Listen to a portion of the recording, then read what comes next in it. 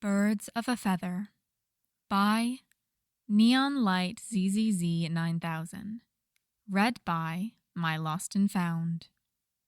Summary. Tim lives a life in Panem, becoming a victor and aiding the rebellion while getting notions and feelings without a clear origin. When he wakes up after his death, some things surprisingly make a lot of sense.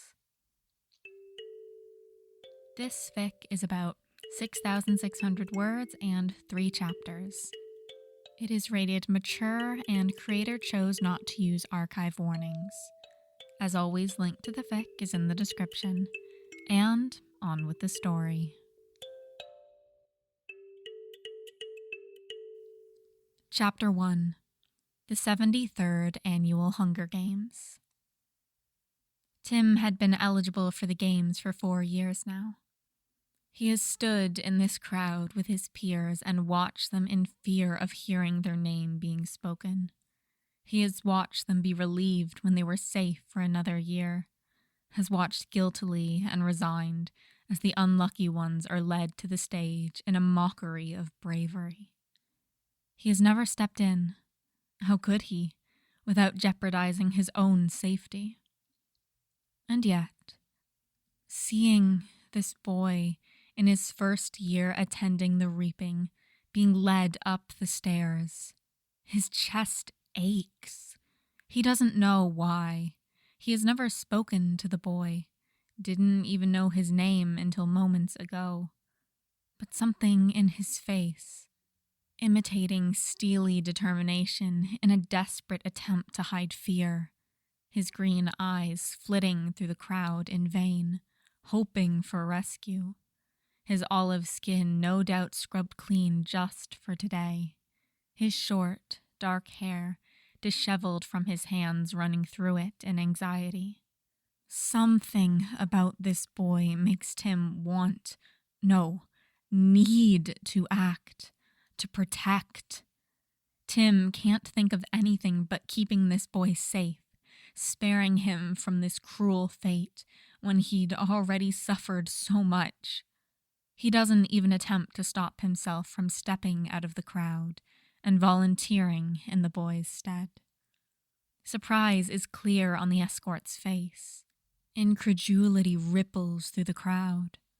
But Tim can only look at the boy as he freezes on the stairs from disbelief. Tim tries to smile, and he's sure it's not as reassuring as he tries to make it. But relief radiates off the boy nonetheless as he realizes that he didn't mishear, that he wouldn't have to die so soon. Stepping off the train in the capital feels simultaneously surreal and familiar. Tim smiles at the crowds gathered to greet their champions, waves at the children with stars in their eyes, winks at teens roughly his age in the masses. Playing the part to endear himself to these people seems almost easy, natural in the way that riding a bike is. Tim gets his first look at his fellow tributes, the people he'll either have to kill or be killed by. Despite their taunts and appraising looks, he can't bring himself to see them as competition. They're victims, like him, like the boy. Neither can he bring himself to hate the capital citizens. He resents their naivety bred by circumstance and propaganda. He wishes they would see the torture that is being paraded around like a show dog when they're so close to being pushed off the plank and vanishing in the waves of history. But in the end, you can only be as knowledgeable as the resources available to you. The capital has a tight grip on the perception of its citizens. The games are both cause and result. They are all pieces in the game that the president and the game makers are playing, and he can only try to tilt the odds in his favor. So, he smiles. There is a multitude of weapons available in the training area. Swords, spears, hammers. but Tim's eyes fall on the single staff leaned unassumingly on a rack. It's a versatile weapon. It gives some range while still offering meticulous control. It can hit and defend. It may not disable his opponents as quickly or easily as a sharp or heavy weapon would, but Tim didn't come here to kill. He came here to protect. He is here to survive. Picking the staff up feels right, familiar. Ignoring a snort and whispers from the courier's direction, he twirls it, changes his grip, and moves to a nearby dummy. He has never fought with a staff before, has never even held a weapon, but his blows hit hard, and the dummy dents on impact. The whispers stop. His stylists, despite their blind trust in the capital, are nice to talk to. They explain current fashion trends as they work to make him fit them, and value his input on color choices and hairstyle. The gossip about their colleagues may be the best entertainment he's ever had, ignoring the privilege interwoven in it. The outfit representing his district is nothing special. Technology doesn't inspire much color or interesting patterns, but that is only half the performance anyways. The crowd loves his apparent enthusiasm, the grins he throws at them, and his district's other tribute. They agreed in advance that they would present themselves like close friends and lean into whatever direction the public wants to push them. But they won't let themselves get attached. At least one of them would not survive the next weeks, and the less they gain here, the less they lose later. The night before the games began may be the most important night of his life.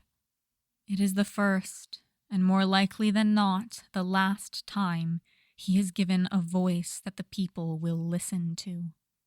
He follows Caesar's cues, plays into his role as the approachable boy with a heart of gold.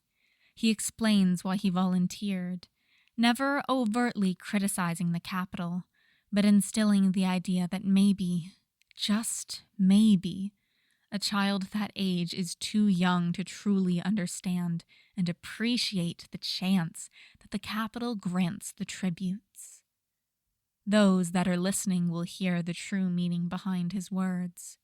Those that aren't would never think he's malcontent with his circumstances, and the people in power might read the anger in his words, but hopefully won't care as long as the public doesn't. He knows that tributes have shown their fury more openly before.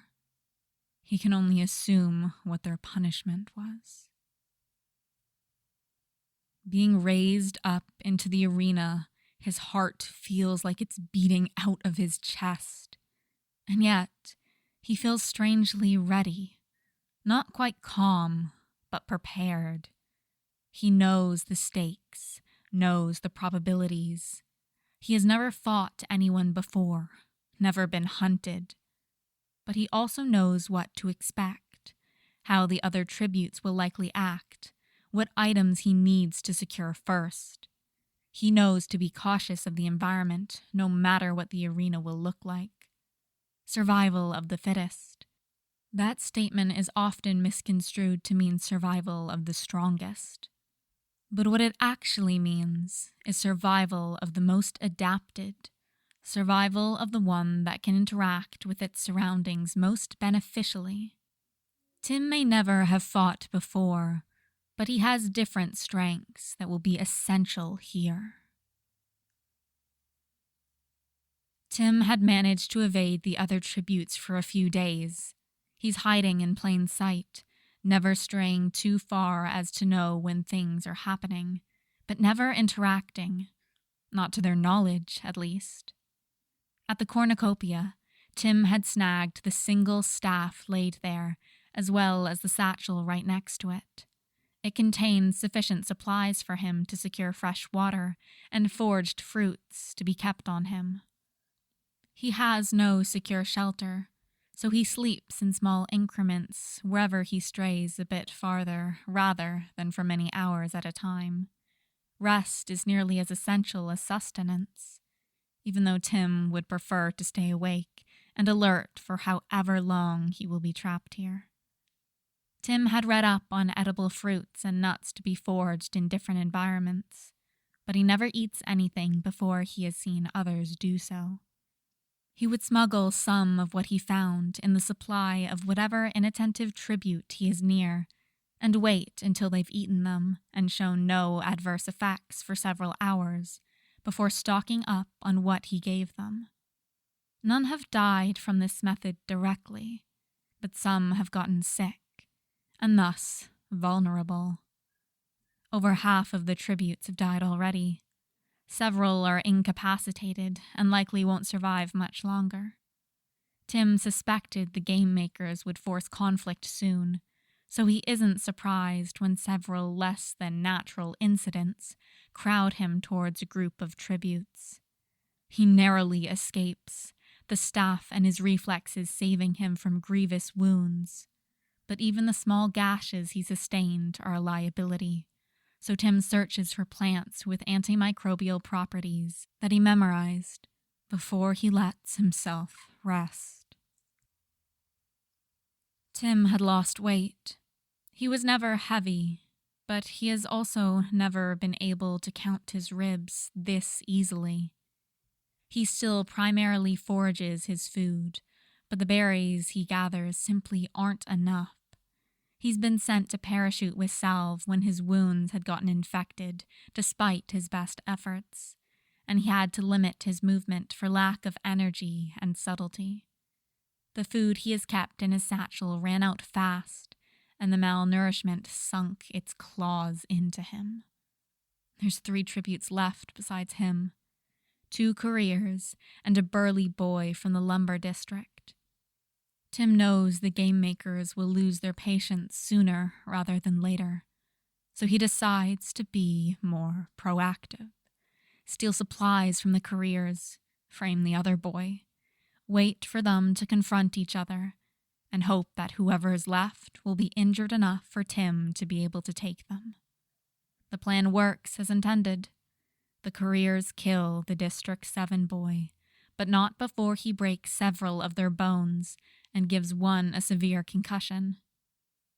Tim knows that the Capitol wants a grand finale and that there may be consequences if he takes them out in their sleep, not to mention his own morality. So he contaminates their water with mildly poisonous berry juice and waits for the game makers to make their move. Tim walks out of the arena alive, head held high, and emotions locked away as he greets the people upon his return. It's only after the spectacle, after the interviews, after the reunions, and after moving to Victor's village, that he lets himself grieve the strangers that didn't get to live because he did. Chapter 2. Mockingjay. When Tim sees the District 12 girl volunteer for her sister, he already knows something is about to change. It's different from his own volunteering the year prior, not just because she's from the poorest district and the first to volunteer there ever, but because it's her sister she's protecting. The desperation in her voice is so heartbreakingly obvious that even the Capitol citizens, with their engineered ignorance, won't be able to ignore it. Tim had replayed the recording of his own volunteering several times since he found his way home. He had sounded calm, determined. It was impersonal. No reason to incite doubt within the more gullible population. But this display of love and anguish is sure to catch Snow's attention. Tim already knows that things are about to happen, just as he already knows that he will get involved. He seeks out their mentor at the earliest opportunity. He'd met Hamish Abernathy once before when he was introduced to all the previous victors on the tour. The man had been hopelessly drunk, unable to hold a conversation. None of the victors resented him for it, because how could they? The ones who hadn't been old enough to watch his game have inevitably watched the recordings, have heard of the punishment he received for winning the way he did. Tim is the only one that has yet to mentor a tribute, so he knows they all know the regret of not being able to save their charges. All of them know suffering at the hands of the Capitol. Tim finds Hamish with liquor in his hands and barbs on his tongue, but he doesn't let himself be shooed away. He talks about the girl, Katniss, and how the ripples of her volunteering are already disturbing the calm surface of the Capitol's control. He can tell Hamish agrees, even if he doesn't let himself acknowledge it yet. Tim shuts the pain of losing his tribute out like he did the year prior. He still has a part to play. He instead watches Katniss in the game, watches her survive and defy the Capitol once more with her partner. Peeta is a strategist like him. He plays the masses to garner sympathy and agreement. Katniss alone would easily be disposed of by the Capitol, but with Peeta by her side, they are becoming a symbol. They are using the Capitol's weapon as their defense. Tim watches Katniss and Peeta survive. He watches the public fall in love with the idea of them, watches Hamish let himself grow attached once more. The Victory Tour proves what Tim has known all along. Things are changing, and Katniss is the center of it all. He talks with Hamish again. He is worried about what the Capitol may come up with since their usual punishments are rendered unfit. The announcement of the 75th Hunger Games answers their questions in the worst way. It's a good play by the Capitol. Katniss will inevitably have to enter the arena again, and they won't let her trick them a second time. Tim thinks they'll rig the reaping to have Peeta enter the arena, break the star-crossed lovers apart, take out either the strategist or the symbol, ideally both. The hope that they're inspiring will die with them, and with some manipulation of what the public sees, their sincerity may even be soured. However, having Peeta enter the games means Hamish is left pulling the strings on the outside. Hamish has been making connections for decades, despite his constant inebriation.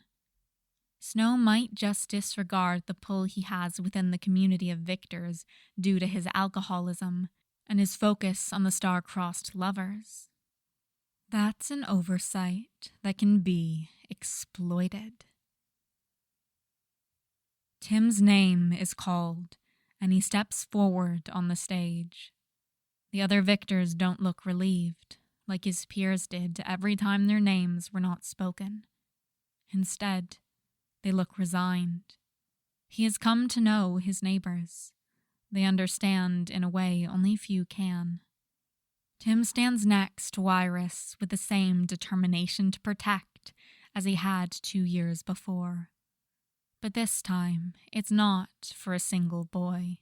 It's for an opportunity that may never be recovered should it be lost. Hamish finds him this time. He asks if Tim would protect Katniss and Peeta in the games, if he would risk his life for the change that they're inspiring. He already knows the answer. He wouldn't have approached otherwise. Katniss talks to him and Iris during training. Tim knows she is looking for allies.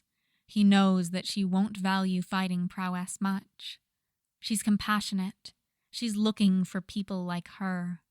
They've been dealt a shitty hand in life, but they're doing their best they can with what they have. that doesn't change themselves to fit the Capitol's twisted game. She's looking for sincerity. I'm sure you've been told before, but volunteering for your sister like that was brave. People like that are rare to come by, and rarer to keep. Katniss seems unsure how to take that statement, if it's a threat or a compliment. If she asked, Tim would tell her it's a warning.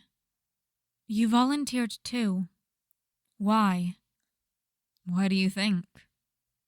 They're the same age, but he feels a bit like a teacher, pushing her to come to the right conclusions. You were looking at the boy, not the escort. Did you know him? Tim smiles. Nope, never seen him before, and haven't seen him since. Katniss frowns, but her arms uncross. Why would you protect a stranger at the cost of your life? I didn't think about it in the moment. I just felt like I had to. I'm glad I did.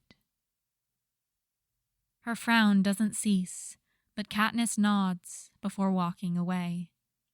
A few days later, Haymitch informs him that Katniss and Peeta have agreed to ally themselves with Wyrus and Tim in the arena.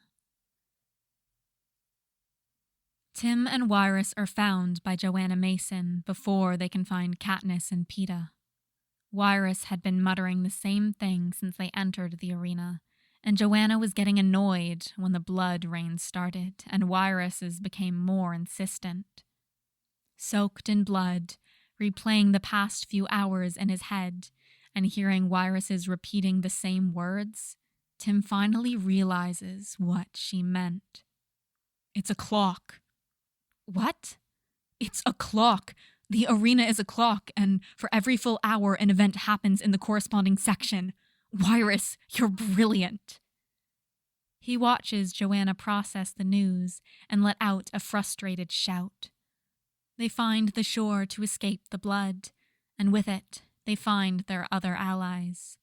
As they tell them about the nature of the arena, lightning strikes the tree in the first section.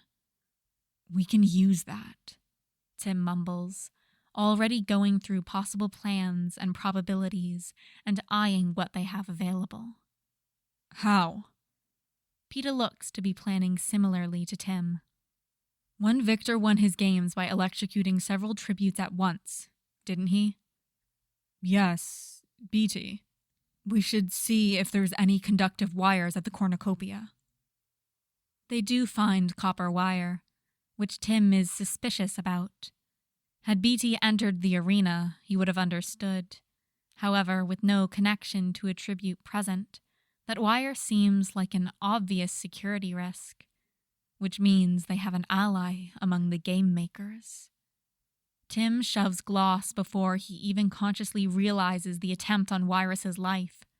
They manage to kill the couriers and leave the cornucopia before things escalate. Making their way to the tree, they discuss the best course of action. We can wrap the wire around the tree, lead it to the beach. We could take out anyone on the sand or in the water.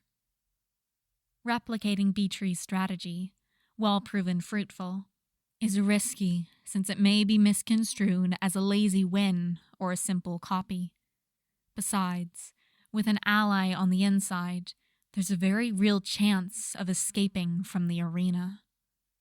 We don't know if the wire's long enough or wherever the other victors are. Too many variables. What do you suggest, then? How to relay his plan without tipping off the game makers.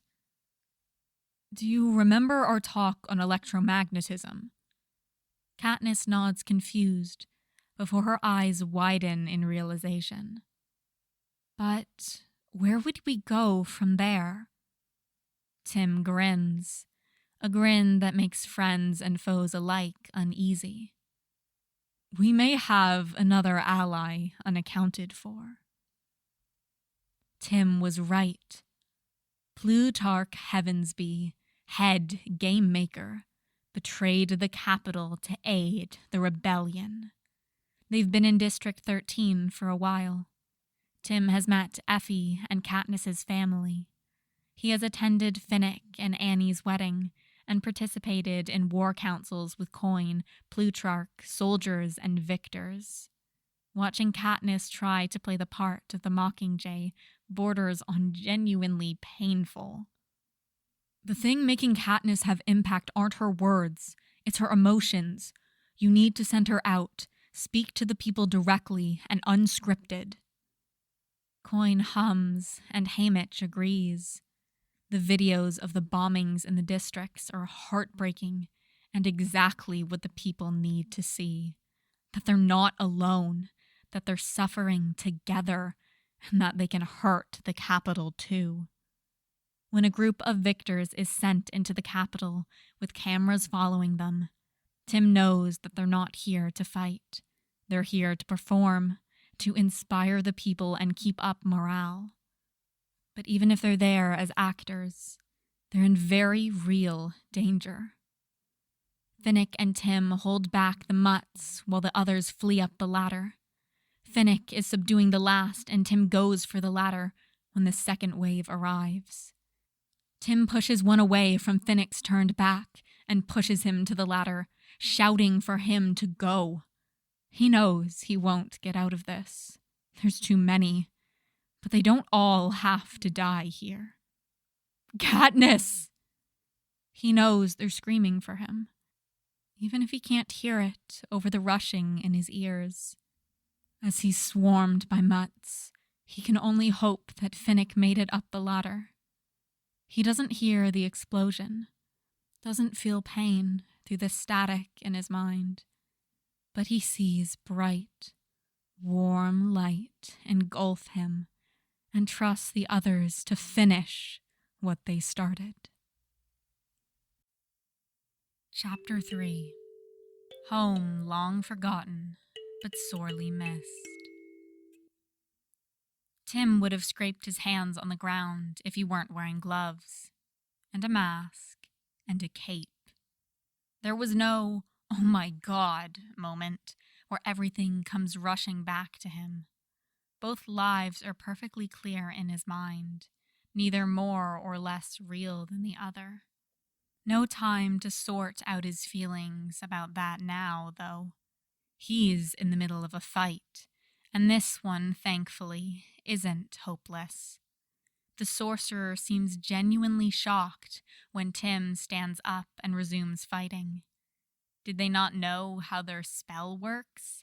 What use was having Tim live an entire second life just to come back to the exact moment when he was hit, with his memories as clear and present as they were before? Red, you good? I'm fine, Con. They had pulled in everyone available due to the magnitude of the sorcerer's previous spells. Seeing what Tim just experienced, that was probably a good call. He's not entirely sure if it was a simulation, a different universe, or implanted memories, but any option could have incongruable impacts on the minds of people. Had Tim not already experienced loss, grief, and mortal terror, he'd be ill-equipped to deal with the trauma from his second life. The sorcerer flees quickly after Tim re-engages, something to think about. Why Tim's reaction to the spell seemed to rattle them so much. Tim tries to flee as well, to get some space, so he can think about how to deal with the memories of his second life, but everyone seems to have united against him because he needs to get checked out for magical residue and to determine what that spell did. Tim knows that standard procedure, for good reason, but he's really emotionally overwhelmed right now, and getting mother-henned by his friends and borderline interrogated by his family is not conducive to a clear and balanced mind. He lets them check that there's no immediate concerns and locks himself in his room as soon as they've confirmed there to be no residual magic clinging to him. So many things from his second life suddenly make sense. Why he knew how to play the crowds, why he knew how to use a bow, even why he volunteered in the first place. He can never tell Damien about that part if he wants to keep all of his fingers. Not that he plans to tell anyone at all. It feels too personal. They couldn't understand what it's like. Yes, they put their lives on the line regularly. They protect, they die, some even come back. But none of them have grown up in a system that is designed to strip them of their humanity, to deny them their feelings and community and identity in a desperate attempt to survive. They don't know what it's like for your entire existence to be an insignificant piece in a cruel game that denies them any moment of agency they could have. He won't tell them, because they won't be able to empathize. He doesn't want for them to tell him it was never real anyways. It was. He lived it, and it matters. So he'll keep it to himself and try to find solace in the memories of the people that did get it. Tim remembers one of his last nights in that life. He had been sitting with the Star Squad in a dilapidated restaurant, talking about anything that came to mind. Katniss had been sitting in one corner with PETA and telling them about Cinna. He believed I could be the Mockingjay from the day we met to the day he died. He died for that belief. He was right. PETA had squeezed her hand. He'd met Cinna, but he'd never been as close to him as Katniss. When I saw you volunteer, I knew there'd be change. He must have as well. What do you mean? Tim had thought back to that reaping that started it all. It was your emotions. Usually volunteers are determined or arrogant, but you were desperate. You volunteered not for glory, but out of love. You feared not for yourself, but Prim. Not even Snow could have twisted that to benefit his game. Katniss had looked unsurprised. That's what most of my talks with Snow amounted to. Emotion, making them, him, believe that the performance is real. You're an honest person. Finnick had joined them on the floor. That's what makes people want to follow you. The following weeks were spent searching for the sorcerer, Tim putting his all into it so he wouldn't have to think about the memories too much, and so he could get answers on what they actually are. In the end, they found him instead. As soon as he spots them, he activates the emergency beacon that will alert every hero connected to the Justice League. How are you sane? Tim cocks his head instead of a verbal answer, so the sorcerer had expected him to be incapacitated mentally, not physically. That's an interesting strategy. You should have been severely traumatized, grieving, overwhelmed. Dude, do you think this job is some relaxing vacation? I was already traumatized before. The supers and speedsters decide to show themselves then, bats not far behind. The sorcerer looks around and performs another spell in a hurry. They're too panicked by the sudden arrival of the cavalry to properly defend themselves, and are knocked out embarrassingly quickly. What? Did they not think Tim would call for backup? Focusing on the epicenter of the spell instead of Superman securing the sorcerer, he sees several familiar figures. He nearly calls out to them on instinct, but refrains in order to assess the situation first. The sorcerer is responsible for the memories of his second life. Whether those were real or fabricated is still unconfirmed. The fact that the memories were meant to be deliberately traumatizing seems to indicate fabricated memories. However, since they seem to be a physical presence here, an alternate universe is more likely. Unless they're an illusion. He's not sure what to do, but his body seems to have decided for him, and he's moved towards them without realizing. Tim? All movement stops for a second. The hero's shocked that his identity is compromised, and the victors unsure if this is real.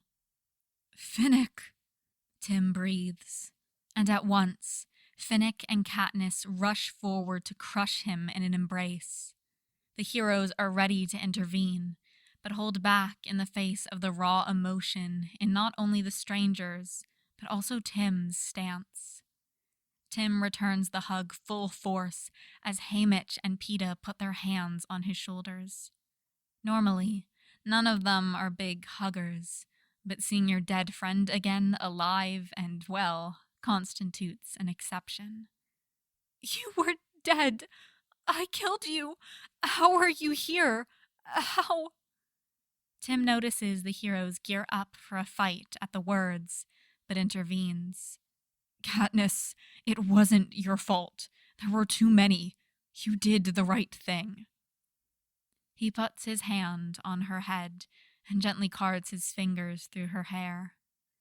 Finnick has let go by now, and instead puts his hand on his arm, not yet willing to let go completely. "How are you alive?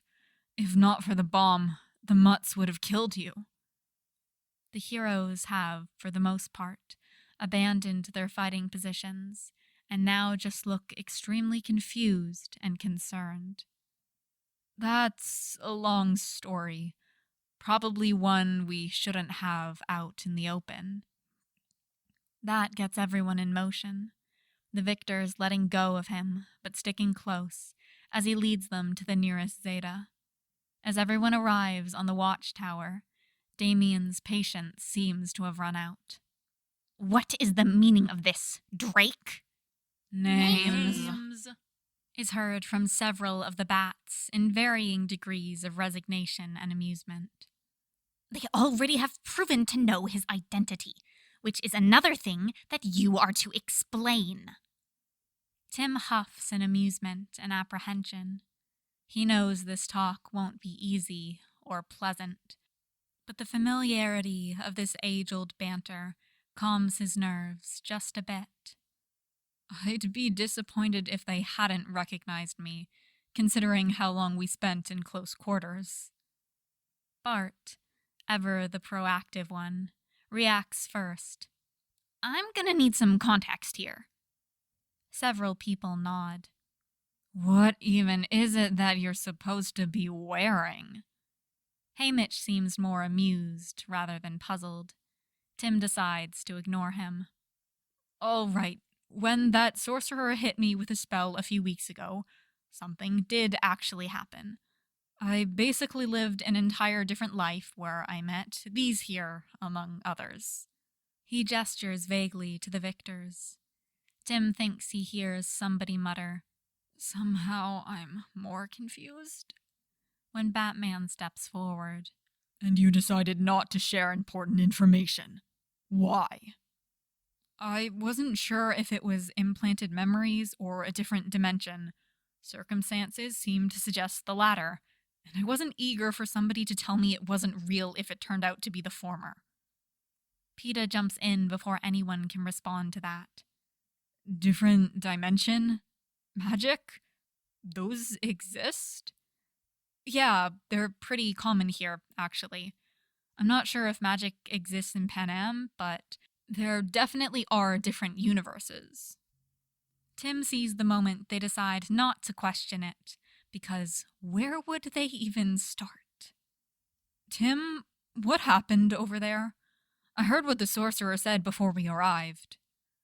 Of course Khan had been listening. Should have expected that. Tim glances at the victors, even though he knows he has no choice but to tell.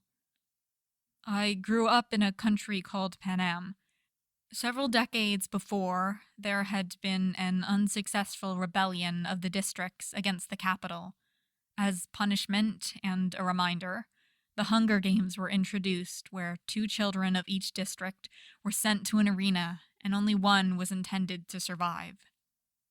Tim sees many sorrowful and appalled looks among the heroes. "Before I came back, we were in the middle of a second rebellion. We won," Finnick tells him before he can ask. "What happened to Snow?" "Dead." "So, is Coin..." No. Katniss's tone rings alarm bells in his mind. She killed Prim. Tim can read between the lines. Katniss accepts the hug like he did hers, desperately. The other victors? Wyrus, Joanna? They're well. Finnick seems to debate for a moment, but smiles when Katniss lets go of Tim to look at him. Annie is pregnant. That's awesome. Congratulations. Tim appreciates Finnick's attempt to lighten the mood, and he is truly happy for his friend. But he needs to know what happened to the leaders of the rebellion. Coin would not have murdered Prim outright, although he can see her doing heinous things in an effort to win the war. Coin would have been willing to bend her morals if it ensures her victory. What did Coin do? The mood sombers again, and Tim can practically feel the confusion radiating off the heroes. But right now, he can't spare a thought to them. Haymitch knows what he means. He sent her to the capital as a medic, put her right in the center of it all. They sent parachutes down. People thought they were getting help, but they were bombs. Coin wanted us to think Snow sent them. Like the people still needed to be convinced he was a monster. Haymitch kept his emotions in check, but Finnick doesn't bother to hide his resentment. He has for too long. Gil knew about it. Katniss's voice is small and shows no inflection, but her face is painted in grief and anger, betrayal. He promised. He promised. Peeta is the one to comfort her. He knows best how conflicted Katniss was when Snow played with her relationships, how much Gil meant to her. What a gaping wound Prim's death caused in the person that would have given everything to protect her, that had given everything, only for it to mean nothing in the end. Tim thinks it's ironic how the whole reason the rebellion started did not live to see its fruits. She had the surviving victors vote on what to do with the capital children, if we'd send them in their own version of the games. Finnick continues recounting, as Katniss calms down enough to take over for the events only she could explain. I'd visited Snow in his garden. He told me, we both know I'm not above killing children, but I'm not wasteful. He was sent to be executed soon, so when Coin wanted to take revenge on the capital, I agreed so she would have no reason to distrust me. The Mockingjay was sent to kill Snow. I shot her instead. The heroes, who have become increasingly distressed during the story, finally exclaim their disapproval. Oh, come off it! There are several people here that have killed more for less. The heroes wisely shut up, shocked by the normally calm and calculated vigilante's outburst. The people took care of Snow. Katniss knew they would try to get her too, Mockingjay or not, so she tried to take a nightlock pill. Tim's head whips back to Katniss. Full circle, huh? Con frowns in his peripheral vision. Must have said that out loud. Nightlock? A poisonous berry from our district. Caused some really dramatic scenes during their games. Haymitch gestures at Katniss and Peeta. I heard Snow had Seneca Crane eat them. The victors all mumble that this is definitely something he would have done. It might have been as much a symbol as the Mockingjay. Tim thinks out loud. Katniss volunteering for Prim and becoming the Mockingjay might have been what spearheaded the rebellion, but without the berries, Katniss and Peeta would never have broken the mold of the games. The people never would have had the same hope of breaking the system. It was the sentence to self-destruct the Hollow. Is that what you did in the sewers? Katniss looked sorrowful. You felt the explosion? He shakes his head. Not really, but it got bright. Wait. Hold the fuck up. Figures Jason would take offense to another Robin dying in an explosion. Tell me I didn't hear that right. He sounds almost anguished. The other heroes certainly look it. You did. Tim gives him his best "what can you do" smile, because he cannot afford to get lost in the memories right now. Not with all these people. What the fuck, replacement? The fact that Jason isn't even shouting is distressing in and of itself. The victors seem to bristle at the nickname. Yes, it still stings a bit, but he's mostly come to terms with his and Jason's history. It's fine, he tells them before they can do anything. I did take his title when he died, so it's kind of accurate.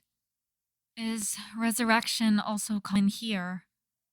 Tim grimaces, remembering mourning more people simultaneously than anyone should ever have to. Not quite commonplace, but it has happened a few times. Is that connected to the costumes you're all wearing? So Haymitch hadn't forgotten that line of questioning. Great. Generally, yes. We do deal with magic and its effects more than the average civilian. So what are you, then? Heroes and vigilantes, depending on who you ask. The people here are all members or affiliated with the Justice League. Haymitch looks vaguely amused. Sounds like something we could have used in Panem. Tim huffs, thinking of all the legal troubles they'd gotten into since the hero community established itself. The League is often better at dealing with immediate threats rather than corrupt governments.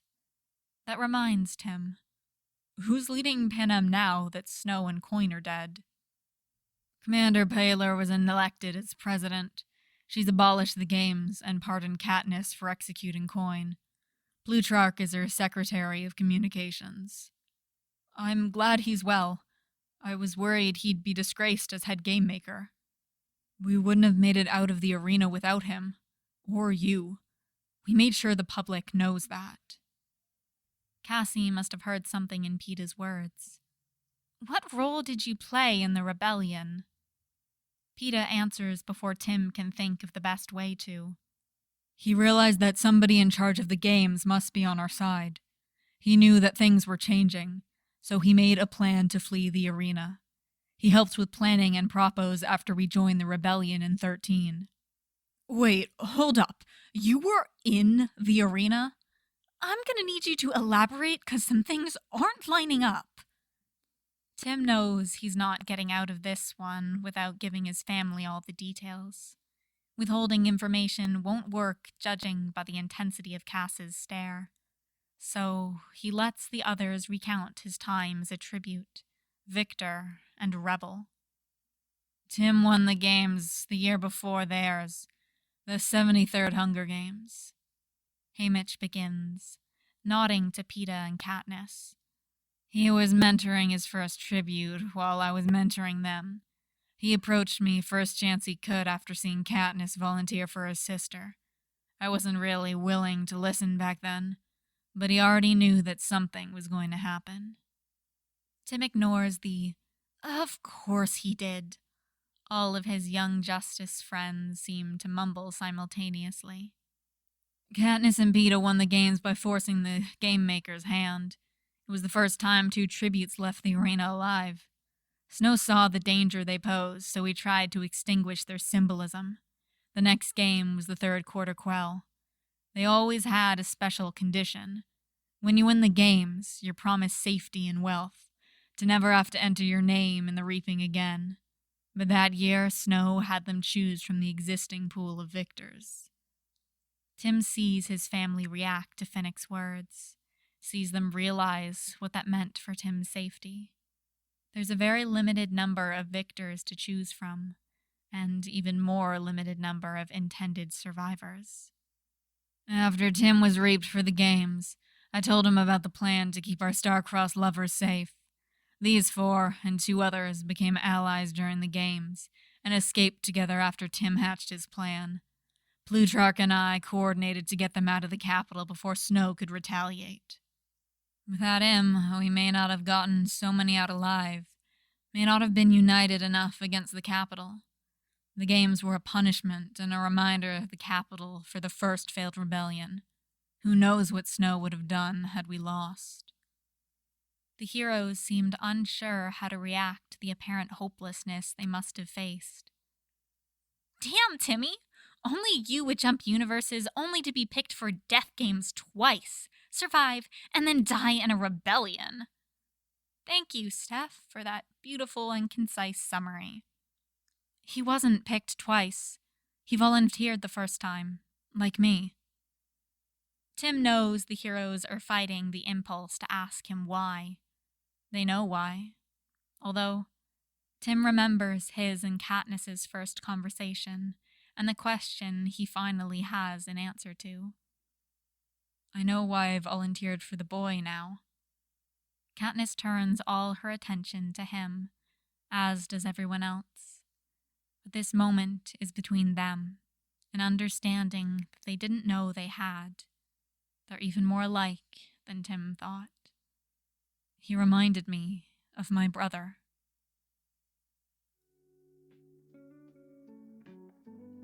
And that is it for this fic. Oh, I'm so happy to podfic this. Like, when I read it, it was just one of those fics where I'm just like, oh my gosh, I can't stop thinking about this. This is part of, like, a series that the author has. There's 2 series it's part of. The Of Heroism and Sacrifice is specifically, like, the Hunger Games crossover stuff. They have 2 works posted and have, like, 4 works planned. And, like, the second one is kind of an alternate ending for this fic. Not sure if I'm gonna podfic it, but if you loved this fic, definitely go read that one of theirs. But no, there's just something about this that I love. I am a huge fan of, like, alternate universe fics, like just chucking a character into an alternate universe. I mean, and I just love this. It's like perfect. It's got the in the different universe, but also is still part of the original universe, but it yeets him back after he died. And I just love this so much. It is just such a great fic, and I really, really enjoyed it. And I hope you guys all enjoyed it as well. It's just, it's so good. I love it. It just scratches that itch in my brain that I need from dimension travel-y fics. It's great. Anyway, that is all for this time. Remember, if you enjoyed, go to the original work, leave a kudos, leave a comment, whatever you can. I'm sure the original author appreciates it. Anyways, I will see you guys next time.